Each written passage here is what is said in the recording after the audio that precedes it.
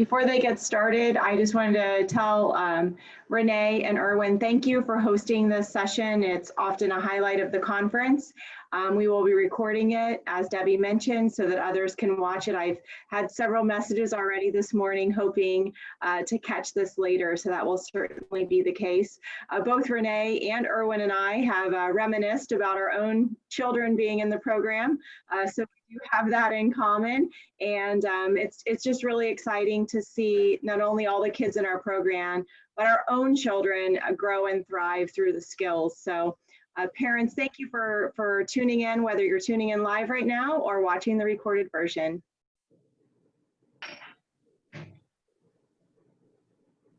Thank you both. Thank you. So we'll just start. We wanted this to be, you know, a little informal. We're going to talk about what FPS is, how we got involved. Like Deb and April said, we're parents.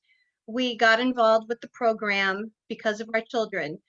For me, my oldest son, when he was in 6th grade, CmPS was part of a school project. And the coach asked for a volunteer to be there on a Tuesday night to help coordinate the team. I volunteered. And then fast forward 16 years, I ended up coaching my middle son, CmPS, GIPS, my youngest son, CmPS, GIPS. For 12 years, I was a coach, and I became part of the board, and I became an affiliate director. And it is a family affair. They volunteer in our affiliate, they volunteer at the international because of what it's done. It's just an amazing program. So Just I'll step in here. For me, my son started in FPS when he was a 10-year-old as a 6th grader in his middle school. And I got involved, I think, at the end of his 7th grade year when our board here in California was looking for new members. And then when our board president had to resign, I became much more involved in California. And as a result of getting involved in California, I got to know our previous executive director, and she asked me to join the board. So I joined the international board in 4 years ago when we went through a new process of creating a new board. So you know, I encourage anyone who's a parent out there who loves this program to get involved with their own local board, because all of these nonprofit boards need support, whether it's through your talent and the kinds of abilities you have, or whether it's through funding. In the United States, most of I think all of our affiliates are nonprofits, and so funding is always an important thing. But I'll let Renee start from the beginning with respect to our presentation, and we can talk more about that later. okay, so am I able to share the screen on here? Yes, you are. Okay. You should see it on the bottom of your screen. Share screen. Oh, perfect. Okay.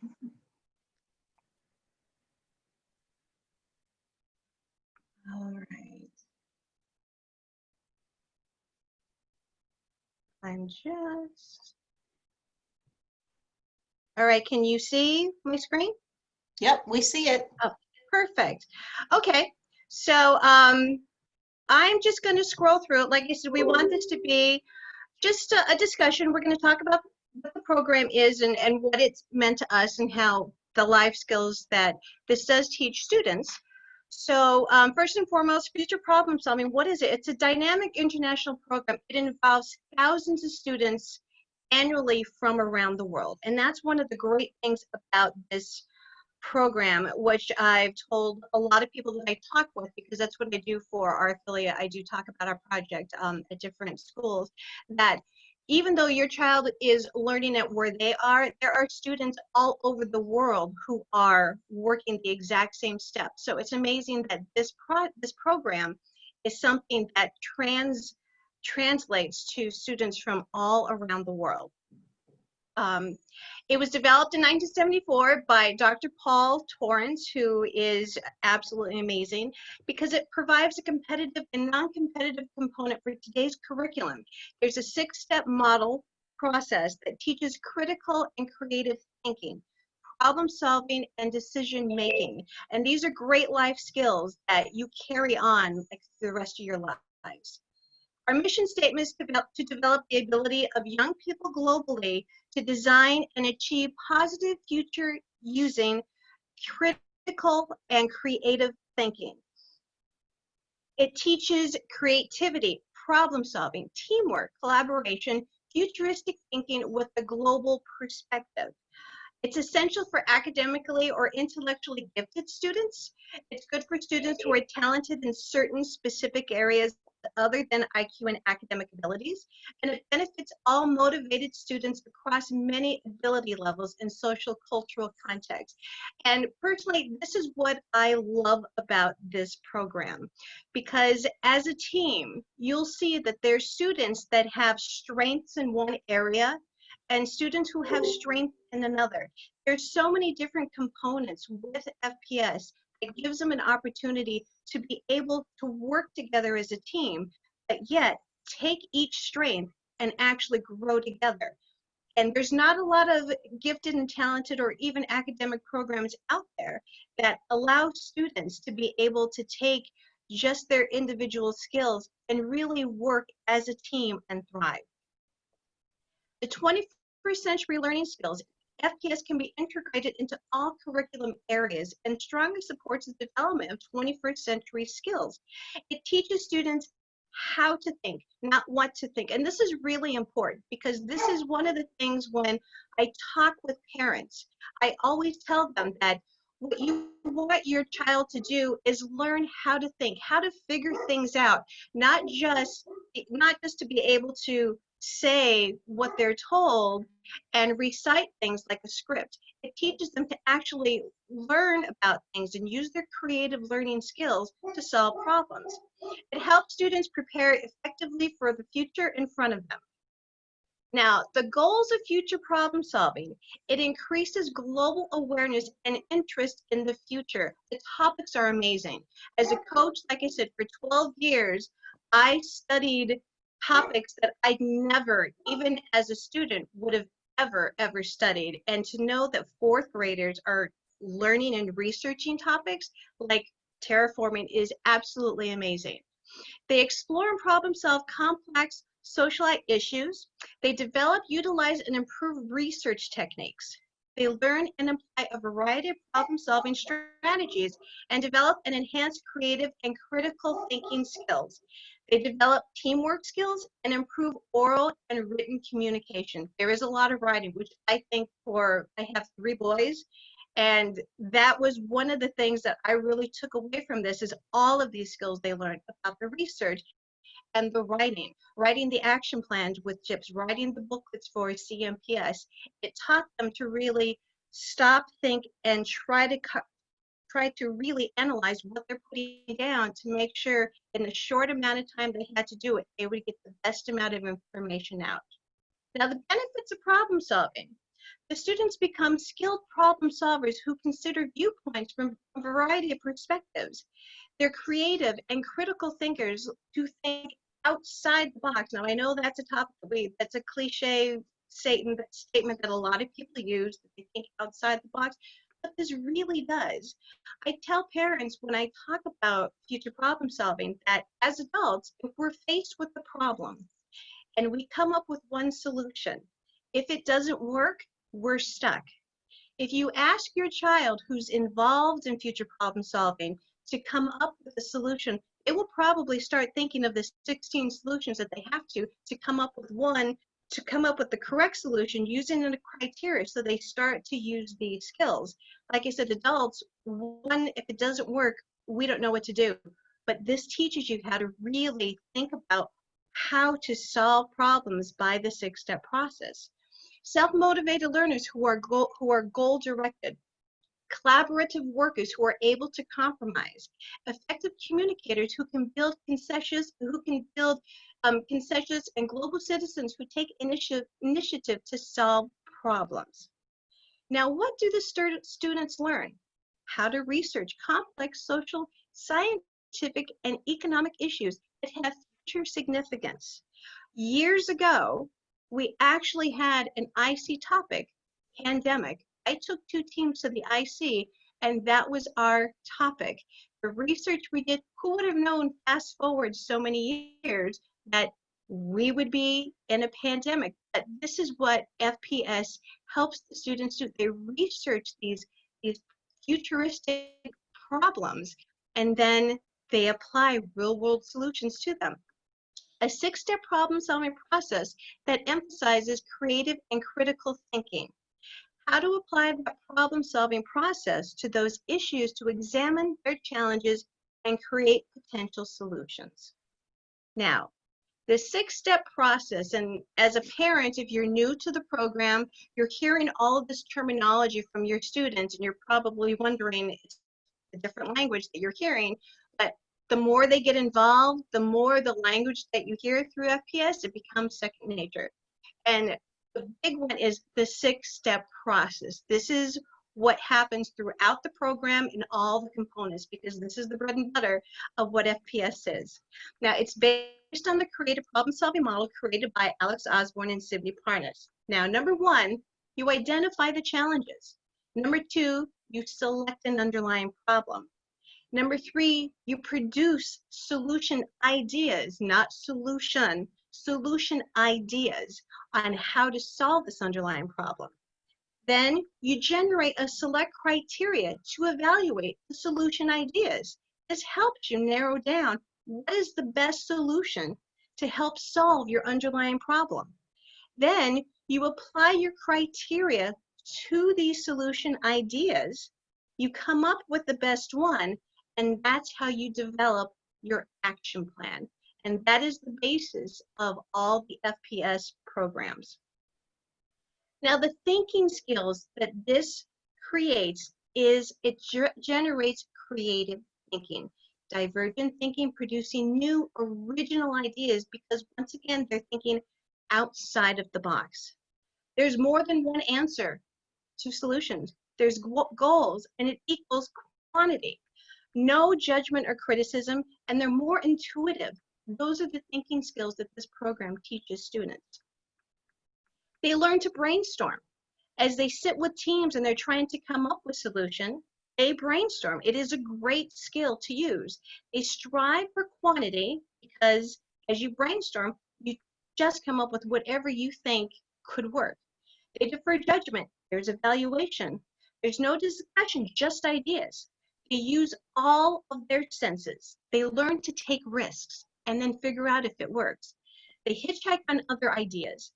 Wild and crazy ideas are okay, but they stay on task, because the more that you brainstorm with FPS, because it is about future problem solving, the more creative they get. And even if you have something that seems completely off topic, because of the process, they'll help them take that crazy off-topic idea and let's work with it and see if this is something we can work with our problem-solving process.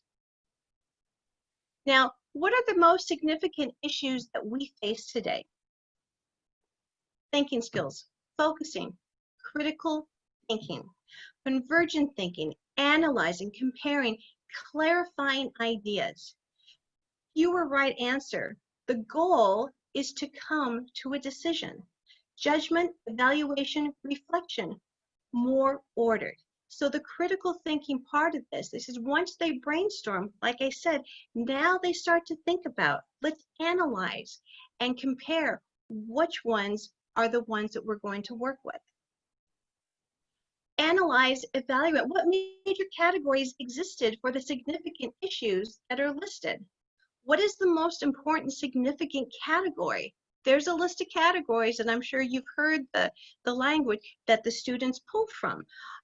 There's arts and aesthetic, business and commerce. There's all of these different categories that as they're brainstorming their solution, they're trying to see how that fits with those categories. What underlying issue stands out? In your opinion, what is the most significant issue we need to deal with? This is what the team works with. And hearing students talk as a team with all of this stuff is absolutely amazing. Now, in FPS, students alternate generating and focusing thinking skills throughout the process. And like I said, that's why as a team, once they start to get into it, there is just the goal. The goal is to get through the future scene and work the 6-step project, to listen to them work through the process as a team. This is where the skill set of the individual student really helps them come through. Now, the topics. Now, annually, there's 5 topics are selected by students, coaches, and affiliate directors from 3 basic categories: social, political, business and economics, science and technology. Now, for 2019-20 topics, like I said, this was last year, we had international travel, sleep patterns, gamification, living in poverty, and it just escaped me. The IC topic for last year was, I think someone helped me out, cannot remember what it was last year, but like this year, it's terraforming. So like I said, the topics that are selected are a really wide representative of different areas for students to research. And like I said, some topics you'll see kids, students really get into and like, and then some topics they may not be interested in, but because of the process, they learn the same skills. And at the end, they realize that researching these different topics just grows their ability to research the knowledge that they need to sorry, that the knowledge that they need to carry on the process. And as parents, you hear your students talk about these topics, and part of me, when my child was doing FPS, I was really surprised that this is what they're giving to 4th graders, but they love it, absolutely love it. Now, the components of FPS, like I said, that's a 6-step process, but there are a variety of ways students can experience future problem solving either competitively or non-competitively. Now, global issue problem solving, that's probably the one that most people are familiar with. Now, this is the group of 4. Students research a series of global topics during the year. They work in teams of 4, or you can actually do this as an individual to apply this knowledge and the problem solving process as they address an imagined futuristic situation. Now, community problem solving, that is where I started, and that still for me is my absolute passion with this program. I absolutely love CmPS. That's where I've coached for so many years. Now, the students work in teams, or you also can do this individually, to identify a real problem in your community, your school, local, state, national, or even a global problem. Now, the team consists of a number of students. So sometimes schools actually take CmPS and work this as a service project, and that's how I got involved. Like I said, my son, who now is going to be 28 in August, in 6th grade, his school did this as a service project, and that's how I got involved. But they use the skills of the problem-solving process to investigate these problems and then implement real solutions. The great thing about CmPS is this is one of the areas that not only do they get to implement the process, but they get to see how something they choose will impact in a positive way their community. Now, scenario performance, which is a fairly new one and very exciting. This is really great. Participants individually develop futuristic stories to present orally in a creative and entertaining manner. They're not written, they are performed. Stories are under 5 minutes in duration, set at least 20 years in the future, and arise from any one of this year's topics. Now, like I said before, there's different components in FPS. So if students have special skill sets that they're strongest with, there's something for them. And this is a great one. There are some students who do, I'm a theater person, they love performing. And I've watched these, and I tell people anytime you have an opportunity to watch scenario performance, it is such an amazing component to watch because the students are just so wonderful and they're engaging. And it's I'm so excited that they're actually doing this. Scenario writing. Students individually develop short stories related to one of the year's topics. The stories are 1,500 words or less. It's set at least 20 years in the future, and it is an imagined but logical outcome of actions or events taking place in the world today. If you have an opportunity to read some of the scenarios that are written by the students, they are absolutely amazing. I have the honor of evaluating them on my state level, and every single year we walk away saying they're better this year than they were last year. And these are written by students who are creative writers. And once again, it's an area that is open to everyone. Now the divisions for FPS, they are divided up into 4. Junior divisions, grades 4 through 6, middle 7 through 9, seniors 10 through 12, and there is some adult competitions post-high school that you can get involved with. Now, FPSPI meets educational standards. Now, in the article, Future Problem Solving Program International, it's a catalyst for talent recognition and development. It's available at fpspi.org. It is a great article to read if you really want to hear how this applies to the school curriculum. It recognizes the learning and developmental differences of students with gifts and talents. It promotes ongoing self-understanding, awareness of their needs, and cognitive and effective growth of these students. Plan, select, and adapt a creative and culturally relevant curriculum for students with gifts and talents. It fosters personal and social responsibilities, multicultural competence, and interpersonal and technical communication skills for leadership in the 21st century.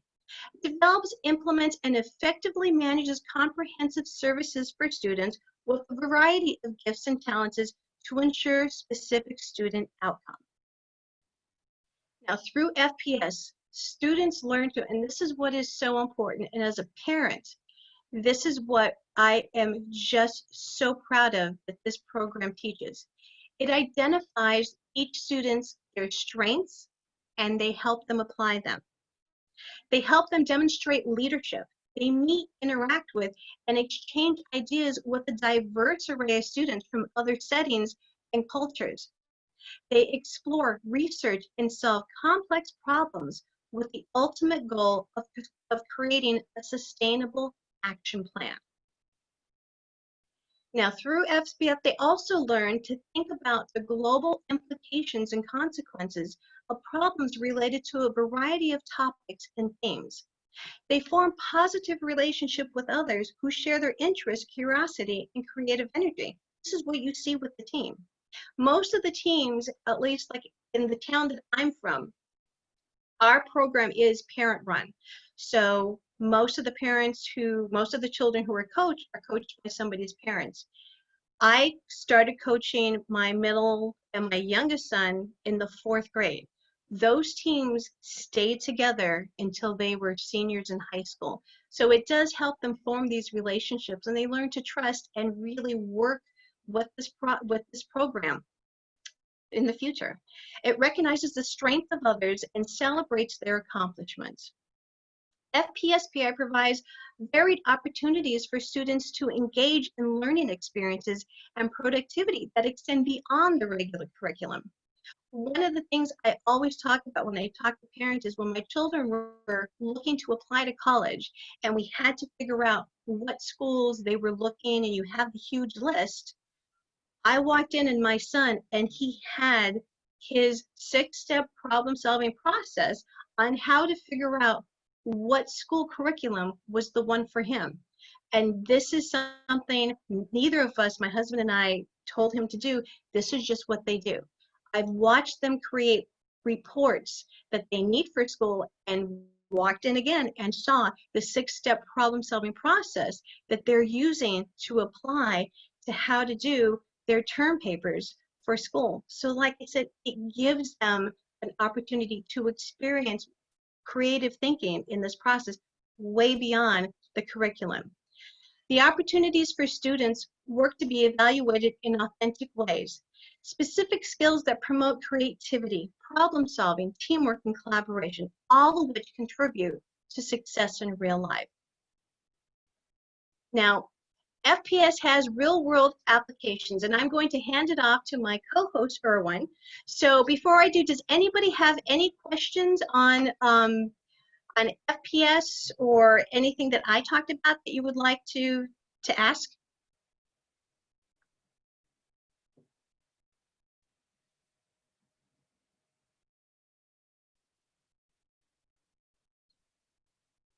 No? Okay, then I'm going to hand it off to Erwin and he will continue. Thank you, Renee. So Renee's son is 28. I have a 24 and a 21-year-old. It's only, can you guys hear me? Yes. Yes, we can hear you. Yes. Sorry, I didn't show up as being lit up. It's only my 21-year-old who got to do future problem solving because he went to a different school. And, you know, as I said, it was 10 years ago that he started. Maybe I'm miscounting because he's 21 now, and he was, I guess he was 11 when he started. And if I think about his development, he's now a sophomore at Stanford, and he's doing a degree in computer science. And so the complexity of having to solve those kinds of problems, whether it's a technical problem, whether it's a business problem, if you're a doctor and you have to diagnose someone's health issue, if you're a lawyer and you have to figure out a complex legal situation, I think all of these skills come from a program like Future Problem Solving, which helps you integrate the kinds of things you're learning in your traditional education and translating that into real world application. So in my mind, what we do at Future Problem Solving is really significant because it's the thing that pulls it all together in a student's mind and then helps them as they become a young adult figure out how to solve all these problems in their life, as Renee has demonstrated with her son trying to figure out his own college process when he was choosing which schools to go to. That's just a great example. So let me see if I can get to the next page here. Oh, am I sharing? Here we go. Okay, so Google, which is a company pretty close to me. I live here in Silicon Valley. I'm in Palo Alto. Google's the next town over in Mountain View. Google finds that STEM skills aren't the most important skills. I think this came from a article in 2016, 2015. And when you look at the kinds of skills that a company like Google is looking at in hiring their employees, they realize that the top characteristics of success are soft skills, such as being a good coach, communicating and listening well. Well, certainly if you're working in any of these teams, whether it's a GIPS team or a CmPS team, you have to learn to listen to your teammates and hear what they're saying and understand what their ideas are and figure out amongst all the ideas your various teammates are coming up with, which are the ones that you want to put into your solution and action plan. Possessing insights into others, having empathy and being supportive, being a good critical thinker, being a problem solver, being able to make connections across complex ideas. So these are the things that they found were the characteristics of becoming a strong employee at Google. And so many of them, I think all of them, are exemplified in our FPS programs.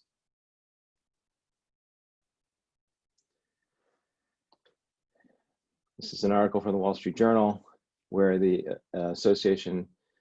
American Association of Colleges found that 9 out of 10 employers judge recent colleges as poorly prepared for the workforce in areas such as critical thinking, communication, and problem solving. I think the research for this came out of the Society for Human Resource Management.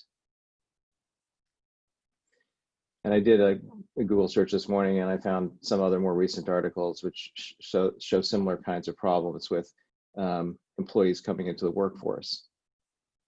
And I would maintain that, you know, going into college, if you don't have some of these skills, it becomes hard to develop them when you're already an 18-year-old. These are much more accessible and easier to develop. It's like everything in life when you're younger, which in my mind is, you know, starting in this program earlier is better.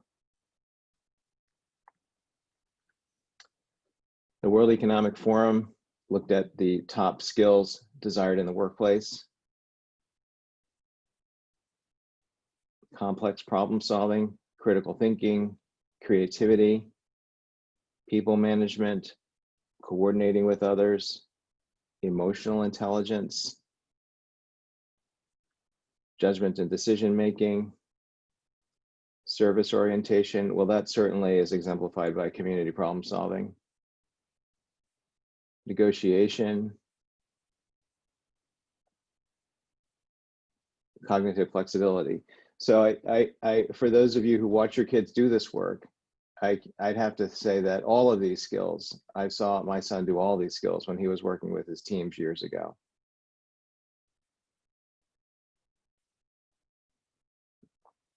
So I think they're particularly acute in global issues problem solving and community problem solving. And, you know, of course, in areas like scenario writing or scenario performance, that tends to be more of an individual exercise. But, you know, regardless of that, you develop all the skills except for maybe the people management side and negotiation side.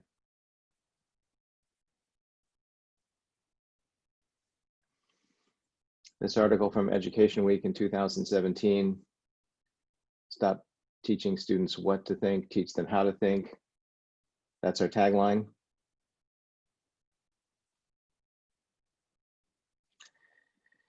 And this example from the University of Southern California Marshall School of Business.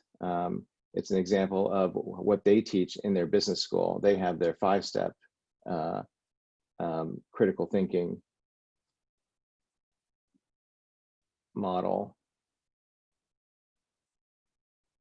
And what's interesting about it is to see how similar it is to our 6-step process. They call it the USCCT. Uncover the various potential problems and challenges. Select the most critical problem and challenge and prioritize. Create a multitude of solutions. Well, that's our step 3. Choose the solution that has the most potential to be effective.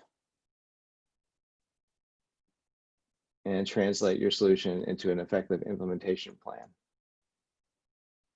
Very much mirrors what we're doing in our 6-step process.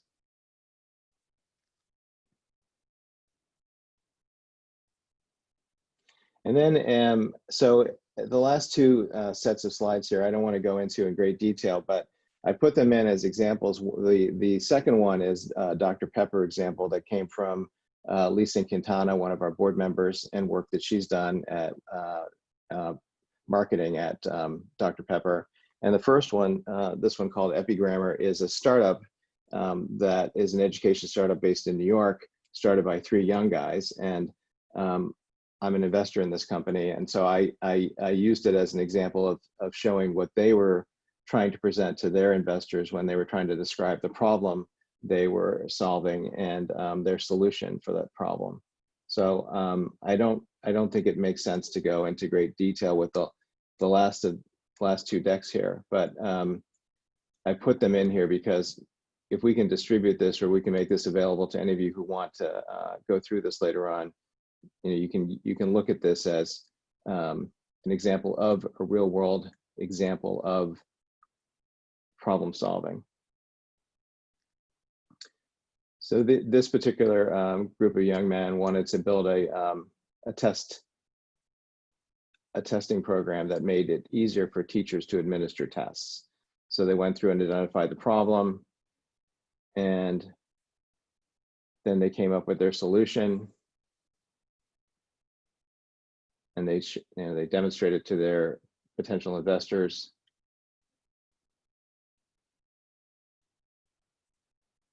And then they wanted to show what the market is for the product they're building.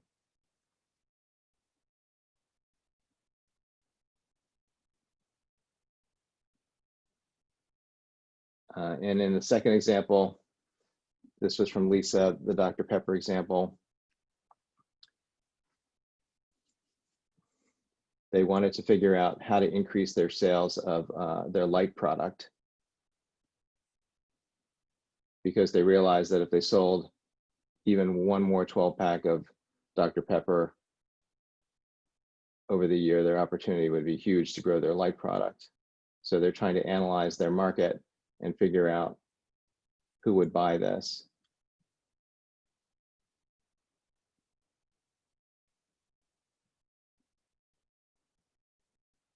So again, these are just added in here as examples of what's happening in the real world. And I think you could find so many different disciplines, professions, where you could use the same kind of problem solving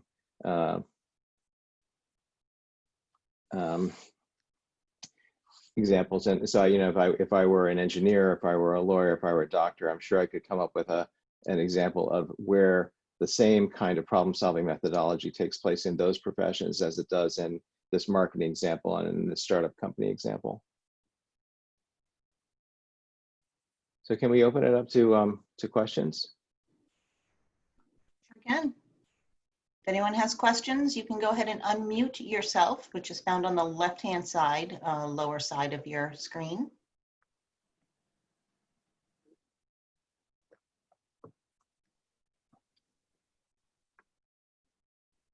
Can we ask some questions ourselves? I'm curious to know what age range parents in this chat have kids. What divisions and which programs they're in? My daughter's a junior in high school. She's in the senior division, and she's in the global issues problem solving. Hi, my daughter is in 6th grade. She's in the same GIBS program right now.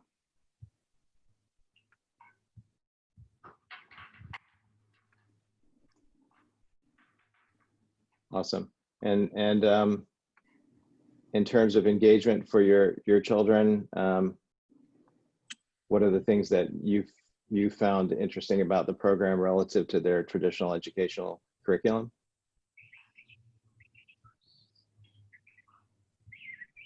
Yeah, the top of the skills I would say is creative thinking, problem solving, and especially the teamwork. That's always a tricky thing, especially for 6th graders.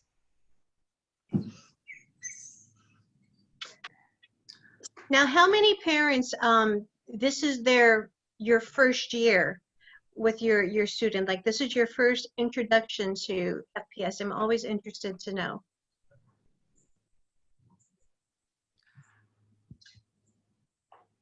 Yeah, my daughter is the first year to participate this event. And what is she participating? Is she participating in GIBS?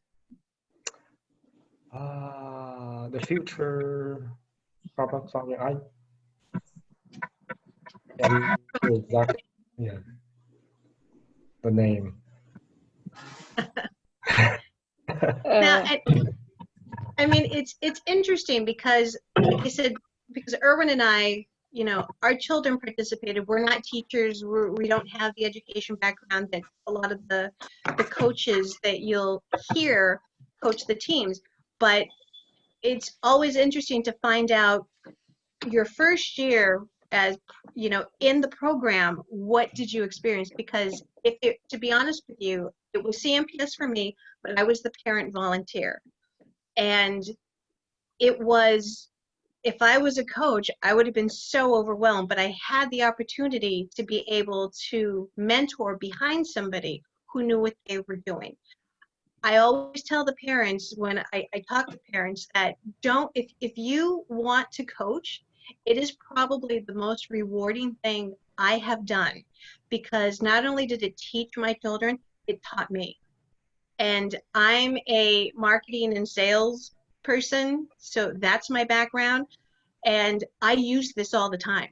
I go into business meetings, and when I have to lay out a sales plan, they laugh because they have the Renee plan, and I go through everything. I explain to them why what I'm selling to them is the most important product, and I go through the 6-step process. So it is something, like I said, it's a skill that you learn. It is overwhelming. I am not going to lie to you that when you step in, but if there's somebody in your affiliate who you can mentor behind, it is so rewarding. And your kids will love it. Like I said, I coached all my children, and sometimes they love it, sometimes they didn't, because as you know, if my kids are home, they're the ones that are going to get most of the work. But like I said, it does teach you. So first year, I absolutely suggest that you give it a try. It is so rewarding. All right. Thank you. Yeah, I can So, remember my first year also, I had zero idea what my son was doing. And I think what made me interested in future problem solving was not, just that I could see these kids were so excited about what they were doing. And in my mind, this is like so much fun. And so for that student who gets engaged by problem solving, and maybe is a little bored in their traditional education curriculum, this kind of brings it all together and gives them that, oh, wow, I can see how all these things tie together across disciplines. Whereas opposed to this particular, I think in the United States, we have a very siloed approach to how we teach still, even in 2020. And so this one program that can bring that all together makes it so much more fun. And so that was the part that got me excited. I had no idea what the problem solving methodology was the first year, maybe even the first 2 years. And then, as I said earlier, my involvement came at the board level. And so I encourage any of you parents who have skills and want to get involved, even if you don't coach like Renee did, you can get involved in some administrative capacity where you help market the program, because we're only reaching a small tip of the iceberg of the number of students we could probably reach with what we offer, and just how much better the world would be if more kids could grow up having these kinds of skills. What I think is really great about this program, like we talked about before, this isn't a program that is geared toward one type of student. And like I said, I have three boys. My oldest son, who got involved initially, yes, he's the science kid. He loves working on this, and that's what started. But my other two, they're athletes. My middle son played soccer. He's a soccer kid. He played and he swam in high school. My youngest son, he's a hockey player, and he did soccer. They're friends because as a parent coach, their friends are the ones that get involved in the program. Their friends who also play sports got involved. So, and I have theater kids who were on my teams. It is one of those programs that is not geared for just one specific type of student. It is open to anybody who's just willing, like I would tell the teams, willing to give the time. And that's the great thing when I really emphasize, it allows the students to take the skills that they specialize in and work together. And I think one of the things, like I said, my youngest son, who is the hockey player, the thing that he grew from this is not only the research and all the other steps, but as a team, he was the organizer. He was the one that made sure that things were on, that, things stayed on track. He set the schedules. It taught him to be able to work with different groups and make sure that the end result, there was the deadline. So like I said, it works for everyone. It is such a great program. So any questions that you have for us? So I have a comment rather than a question. My name is Diane. My two daughters are now 23 and 25. They both were international individual GIPS champions when they were in high school.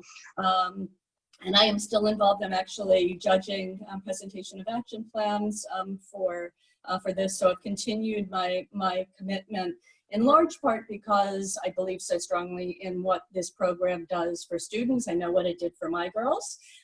Interestingly, I think the impact of their involvement had real life implications. Piggybacking on what was talking about before. My younger daughter, who was an English major and with a poetry focus, when she was applying for jobs at the end of college, she applied for a technical writing job for a tech company. And one of the parts of the the interview process was they had to do a 3-minute presentation teaching something because they wanted to see how they communicated. Well, my brilliant daughter decided that she was going to teach the 6-step process, which she had taught for years and years because she coached students. And at the end of the interview, she got a call saying, not only do we want to offer you a job, but we actually want to consider you for these other jobs, which were much more technical jobs. But if you read the descriptions, they were all about problem solving. And so my poetry writing English major daughter is now a technical services engineer for a high-tech company because they were able to teach her the skill set, but they saw in her an ability to problem solve, analyze things in a methodical way, and so on. And so, you know, here she is using that in her real life for real life purposes. And I think that, you know, we can talk about all of the skills for the young kids and what it does for them in school. I have another story with my older daughter, how we got her a scholarship to college. But I think that they use this, and it is part of how they think about the world. And I think that is really the long-term implication for this, is it really does change the way that they approach things lifelong. So I just wanted to share that. That's awesome. I mean, Thank you. like I said, that's the great thing. And, you know, like I said, as a parent, it taught me. So when I said, I have sales presentations and I will go in, and if I'm pitching something to a group and I know what their end goal is, I have to train them on how to get to that goal. And what do? We go through everything, and I get to criteria, and they look at me like I'm speaking a brand new language to them. And then we get to the criteria, and I explain to them that you can't come up with your sales solution if you don't know what you're trying to answer. If you're trying to sell more, how, you know, let's figure out how to do that. You have to have a process. So like you said, with your daughter doing it, I think companies use this and they want people to use this. They just don't understand what it is until you tell them what it is. And then it's like the light bulb goes off. And they're like, oh, of course, it makes sense. But like I said, you know, take me back 16 years ago, sitting in that classroom going, what? You were doing 16 what? Like we're doing, and it was just so overwhelming. But now that you do it, it's like second nature. It's just how you think, which is absolutely wonderful. I would like to just make a comment that my daughter has been doing this since freshman year, and I didn't really know much about it until this year because with everything going virtual, then I had to become the coach and try to figure out about it, which was interesting. I was like, what is this? I didn't know. But one of the things that she liked about it, although she is at this competition participating as an individual, what she really likes about it is the teamwork. And that's what she thinks is fun, and that's what she enjoys. And I think it's important because particularly at her high school, everything is so goal-oriented, the students trying to work individually to stand out and whatever. But with my other daughter too, she went to a different high school. Students are often given, because this is part of the educational thing, you know, they want them to work in groups. And so they'll assign groups to work on a project, but they don't tell students how to work in those groups. And what often happens, there's a lot of conflict because the students, you know, like one student wants to tell the other students what to do, or the other students, you know, just want to, you know, let others take over and do the work. They don't know how to work together. So I often thought that when I've seen that in the past, when teachers just assign group work, that doesn't automatically teach students how to work collaboratively. And for me, I think that's probably the best thing about this program is for the students to see each other as teammates and collaborators and not competition. That's great. And that's what's important. And I think a big thing you see that type of collaboration is with CmPS, because like I said, the way that I would coach a CmPS team, it tend to be the same kids because I took the same kids every single year. But when I first started, we would go through, this is the 6-step process, and I teach them the process. And within that, that's when I saw who gravitated to what part of the process. And then we chose the project. And with that, you saw who wanted to work on this area, who wanted to work on this area. And like you talked about, if you just assign a topic to somebody and a group of kids, you are going to just kind of scatter and not have structure. This gave structure. And some of the projects, there was a lot of service projects we did. We did some environmental projects, but it was the structure that really helped the kids focus. And the great part is I had some kids on a team that were kind of like me, loved doing presentations, had no problem standing in front of a group of people and trying to pitch their project. And then I had some kids who were a little bit more, I will do all the research. And they were still able to be on the same team. And I always do use the reference that my son who played hockey, if you weren't a good hockey player, you wouldn't make the high school team. But if you loved hockey, you still couldn't make the high school team. Here, if you loved working as a team and you loved doing research, but you didn't like talking in public, you could still be on the CmPS team and enjoy it just as much. And that's why I think it's just such a great program.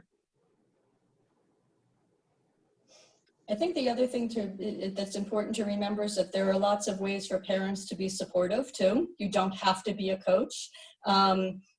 You don't have to even really know the process. In large part, particularly for older students, it really is providing them with the support and a place to meet and, process kinds of things. I did that for years, coordinated travel to the state bowls and travel to IC so that they didn't have to worry about that part of it. They could focus on the information that they were doing. That's a really important, aspect of things that need to be done. And so finding ways that you can participate, that you can be a support service and support to the students. It's not just about coaching and being an expert on the process. For the first, I don't know, probably 6 years that my kids did FPS, I didn't really understand the process. And then they taught me one year at IC, they taught me and they said, go do it. And I actually participated at IC in a program, and that's an eye-opener. When you actually have to do it yourself, you have a whole new appreciation for what you are doing. So, there are, like I said, there are lots of different ways to participate and lots of different ways to provide support for your students. Yeah, well, so that's true. And thank you so much for saying that, because on the affiliate level, as like you said, you just don't have to be a coach. Like you said, volunteer to help out the team, but you can also volunteer at an affiliate level. If they're having a state bowl, volunteer to check in students, Right. Volunteer to help out with, proctoring some of the teams. We're, in Massachusetts, we're always looking for volunteers. And, once you volunteer, that's how we kind of grab people, because if you see what's happening, then what usually happens, you'll say, oh, I'll check in students. Well, wait a minute, how do I evaluate? Well, let me go to the evaluation sessions. Oh, I want to evaluate, and it evolves that way. So that's an absolutely excellent point of just getting involved, and you'll see just, how much you really like the program. Speaking with my, I'm also board president for our California affiliate. So we've had kids who've gone on from one middle school to another school where there was no program at all. And, it was only because of parent support that the kids got to continue building the program when they went on to high school. So, whether or not they do it in school or whether it's around the kitchen table in their home, it takes parent support for that to happen, particularly as they get older and they don't have a coach. So there, you know, I never coached this program. Maybe I should have, but I never did, because my son went to a school where we had enough faculty members to do that. But on the administrative side, as I said before, you know, it's, I think, spreading the, I don't want to call it, it's not like a religious thing. I was going to say spreading the gospel, but spreading the gospel of FPS to other schools, and thinking about the fact that there's so many kids out there who never get a chance to do this, and how much, you know, better, as I said before, the world would be if more kids had these kinds of skills. And of course, they start early in life. You know, if you the younger you do it, it's like playing a musical instrument. The better that muscle becomes as you get older. And one of the things that I think I've always thought is interesting, in, you know, particularly as an American, you know, if I look at my local high school, there's a lot of sports boosters for all the various teams, and plenty of parents who are excited to support this baseball team or football team or soccer team. You know, I don't know why we haven't, as a organization or as a parent, you know, group of parents, felt the same way. I mean, why don't we even feel more so about this? Because these are real life, these translate to real life skills that make a real impact in your child's earning potential, for example, right? If you can do things like you described, Diane, your daughter gets a job offer that she would have never gotten otherwise. I mean, that's highly impactful. So I just don't, in some ways, I just don't know why that aha hasn't become bigger for more parents out there. I'm kind of preaching to the choir here, with the group that are here, because you guys are here because you know your kids are getting something out of this program, whether or not you know in depth what it is in terms of the nitty-gritty of the 6-step problem solving isn't the material thing. It's that you see how engaged they are and how much they're learning and how much stronger their abilities are becoming. And I wish that we could communicate this message to a wider number of parents. So we need the parents that are on here to do that kind of work for us.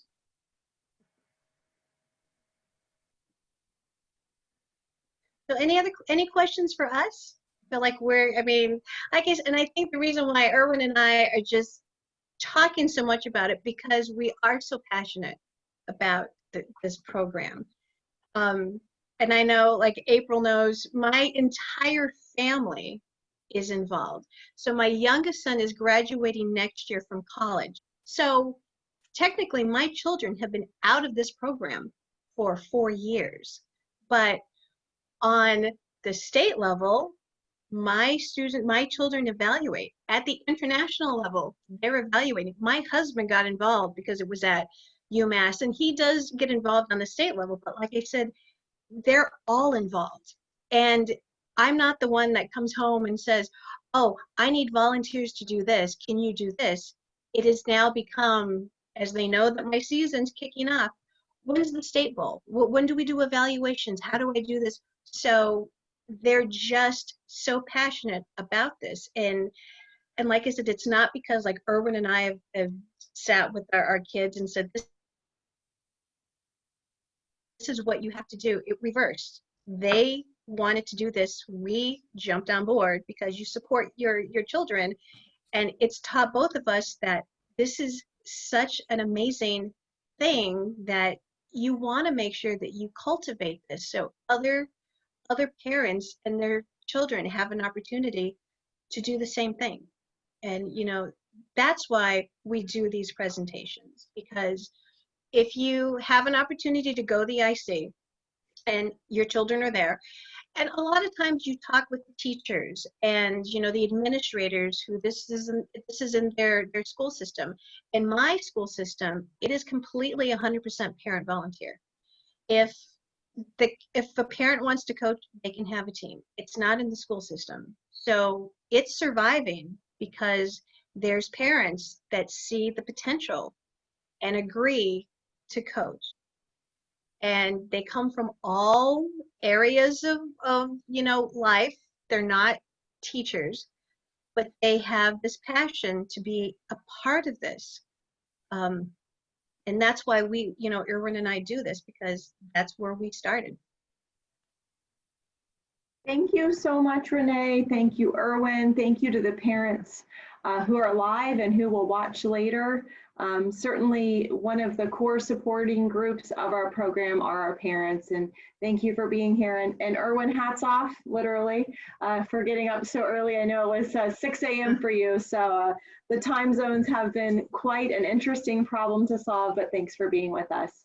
Enjoy the rest of the conference. Keep following us on Facebook. If you haven't jumped on the 3D virtual conference with your students, I encourage you to do so. Thank you, Thank you April. so much. Thank you, Renee. Thank you, everyone. Enjoy the conference. Thank you.